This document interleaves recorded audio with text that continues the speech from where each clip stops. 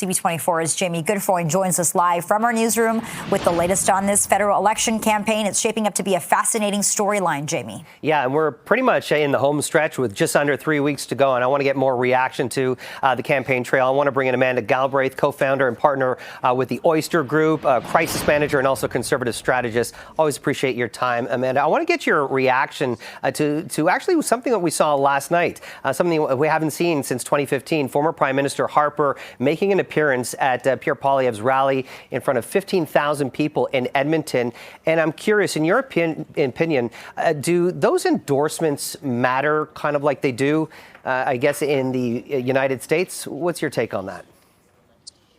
Yeah, I certainly think it is helpful to Pierre Poilievre to have Prime Minister Stephen Harper step up and say, I've worked with both of the leading candidates to be Prime Minister, both Mark Carney and Pierre Poilievre, both worked for me. And I endorse Pierre Poilievre. I think he's the right guy for the job. I think also broadly, Stephen Harper has sort of more of the, global bona fides, sort of the experience that one wants in these moments of strife. So him stepping up and saying, this is the right person for this job is I think the right thing that Canadians want to hear, and certainly a boon or a big help to Pierre Poilievre. Also, Harper has largely eschewed major political speeches and statements. To your point, we really haven't seen him do things like that since 2015.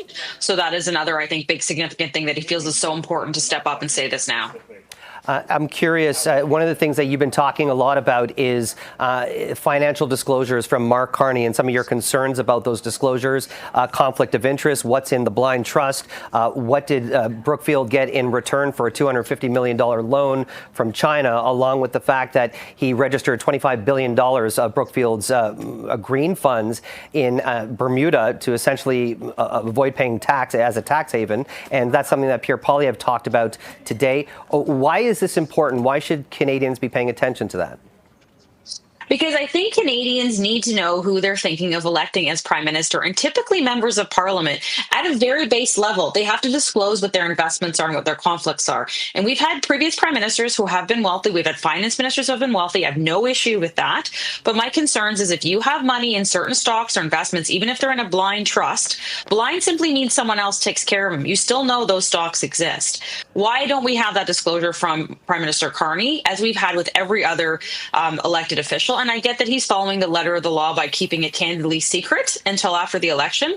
But that tells me there might be something to hide. So why not just disclose it? The other issue is, all the candidates, the NDP have talked about it. The Conservatives are up today talking about these tax havens and the fact that, yes, Mark Carney was the head of Brookfield. And part of that meant maximizing investments for shareholders. But also that meant putting things in tax havens and hiding investment. The tax havens basically means that you're not paying taxes where you're headquartered, where you are.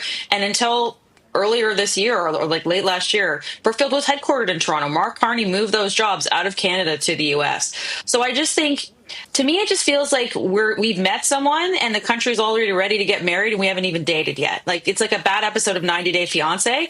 I just want us to know what's going on before we actually say, okay, like let's get the ring on my finger and get married. Like, let's have a fulsome disclosure from Prime Minister Mark Carney. If he's got nothing to hide, then this shouldn't be an issue. Amanda Galbraith, unfortunately, that's all the time we have for now, but I appreciate your time. Thanks for joining us.